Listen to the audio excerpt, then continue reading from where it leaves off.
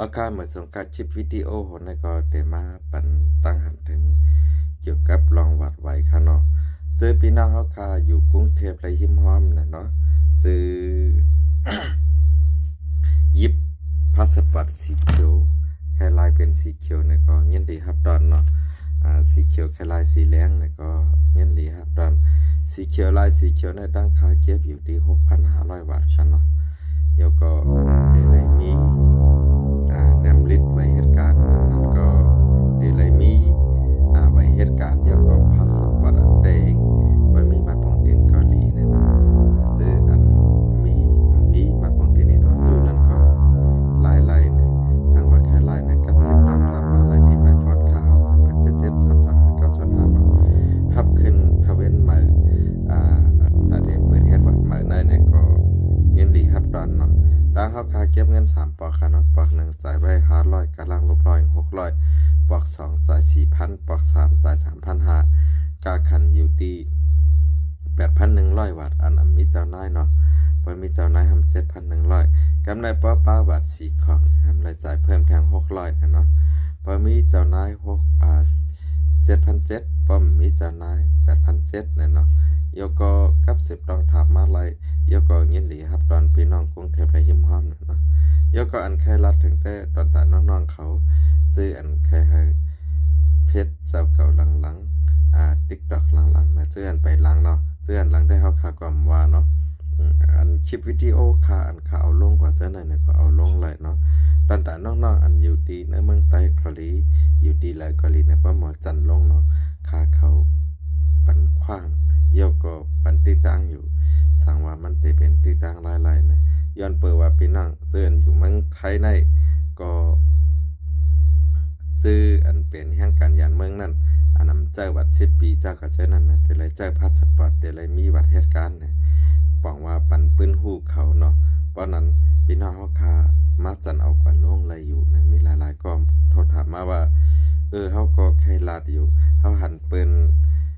เพชรปุกเปิ้นไรเงินเฮาขำหูหังเตเอาลงเฮาคาหัน10 ปีใน TikTok เกาหลีใน YouTube เกาหลีปีลงกูช่องตั้งเฮาแค่เอาลง2ไลน์นะในก็ปันเอาลงอยู่เนาะเพราะว่ามันได้เป็นหลายๆตอนถ้าพี่น้องเฮาเข้ากันเนาะตอนได้คลิปวิดีโอในก็ย้อนยินจมกูก็ดีเอาแค่ห่างคากว่าลงดีเอาเสียงคากว่าลงดังหลีดังจ้าเนาะค่าได้ค่าเดียมตอบเนาะค่าได้ยกมือปั่นกูลองยอมซุ่มปั่นกูลองหนึ่งเอาเสียงคากว่าลงหนึ่งเอาแค่พังคากว่าลงหนึ่งแค่เป็นพอนดีดันตาคาดนะสั่งว่าคากว่าตอบกว่าเทียงเนี่ยมันได้ปันพอนจ้าดันตาคาเนาะก็นั้นแหละ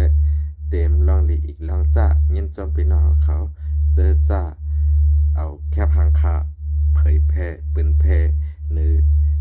เชี่ยวมีเดียเนื้อสื่อตรงวงก้นเนาะยันยินจอมแต่ว่าค่ะแล้วก็ย้อนยินจอมน้องๆเขาดีมาอุบโอกันใน TikTok และสังอุบโอกันหึงและสังนะแล้วก็ตอนตาน้องๆเขาเจออันใครเป็นนายนาออนไลน์จากกว่าเจอนายนาเนาะสู่อยู่ที่สันโตคาได้อยู่ที่กรุงเทพนะครับเฮ็ดวัดเฮ็ดพาสปอร์ตมีแล้วก็ขามเฮ็ดการทั้งขายออนไลน์ก็ขามเฮ็ดปักตะกร้าก็ขามหมอเนาะเก่งไม่เก่าเก่งในสั่งว่าเฮาคาหมอยิบเก่งแล้วก็จอยจัดปานเฮาไรมันจำเป็นอะไรกว่ายิบทั้งเก่าเก่งนั่นเนาะก็นั้นแหละชื่ออันตึกเล่น Facebook มีเดียไปหลังนั่นนะก็จำกับ10เข้ามาด้วยเนาะชื่ออันหลังอันเนี้ยจันจอม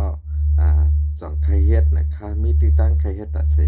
เฮ็ดเหมือนจังเล็กมันเล็กไต้เล็กไทยเนาะ3ภาษาเป็นเพจใน YouTube จากว่าจะในค่ายำกับ10ลัดในไต้เฮาค่ะในปันกันมักปล่อยหนาล้านนะตอนตาป้ายปัญญาน้องๆเขานะกำนำนะเพราะว่า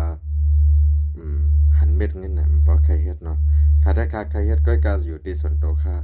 ภายตัดต่อวิดีโอนะคะซ้ำเพราะแขนนั่นนะเนาะก็นั่นแหละยันเอาวิดีโออันนั้นเสร็จแล้วติดตั้งลงปันตั้ง Facebook YouTube TikTok กูช่องตั้งค่ะเนาะแล้วก็ตอนตาซื้ออันเขียนมีติยาจากกว่าเจ้านั่นนะเงาลายเหมือนแล้วนะมันมีติดตั้งนำหนานะสั่งเฮาคาสั่งว่าเฮาคาเคยเฮ็ดตอนตาใต้เฮานั่นเนาะ เหมือนจังการเห็นหูเฮาขามนำเลยเฮาคากว่าถาม AI นี่ก็ AI ตอบปันเฮาคาเลยกูลองคันเนาะเยาก็ยันยินจอมตอนตาก็ตีหักมักตีจังเนาะเจออันว่าคาจักกว่าเจ้านั้นละสังอันยุกยองคาจักกว่าเจ้านั้นละสังเนี่ยย้อนยินจอมกูก็กูกวนขับมาส่งครับ